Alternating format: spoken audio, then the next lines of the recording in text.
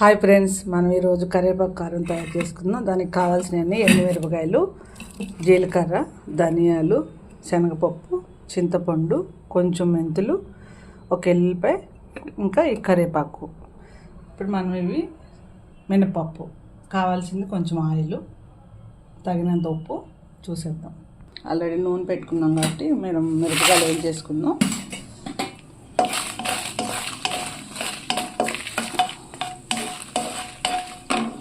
ఇప్పుడు మనం కరివేపాకు వేసుకున్నాం.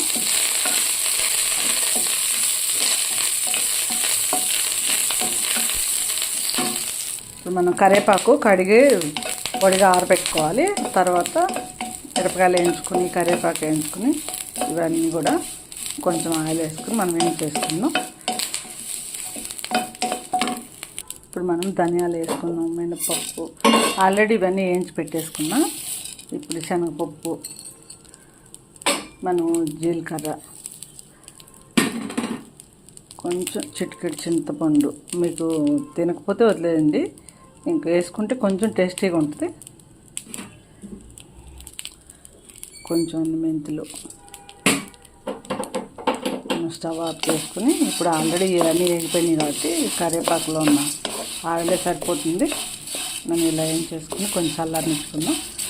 మిరపకాయలు ఆల్రెడీ ఏం చేసుకున్నాం. ఒక ఎల్లిపాయ రెడీ చేసుకుని తగినంత ఉప్పు వేసుకుంటే కొంచెం చల్లారినాక చూసేద్దాం. ఇప్పుడు మనం గిన్నెలో వేసేసుకుందాం. ఎల్లిపాయలు చక్క పెద్దగా దంచుకున్నాం, సరిపడంత తగినంత ఉప్పు.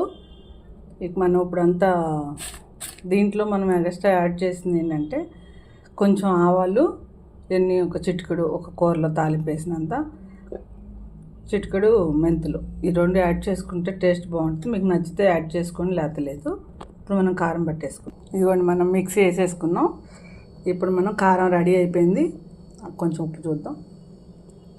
సూపర్ అండి, పుల్లగా ఉప్పు కారం సరిపడగా ఉంది, ఎక్కువ అవ్వలేదు, చాలా బాగుంది. తప్పకుండా ట్రై చేయండి. వీడియో నచ్చితే లైక్ చేయండి, షేర్ చేయండి. Thank you.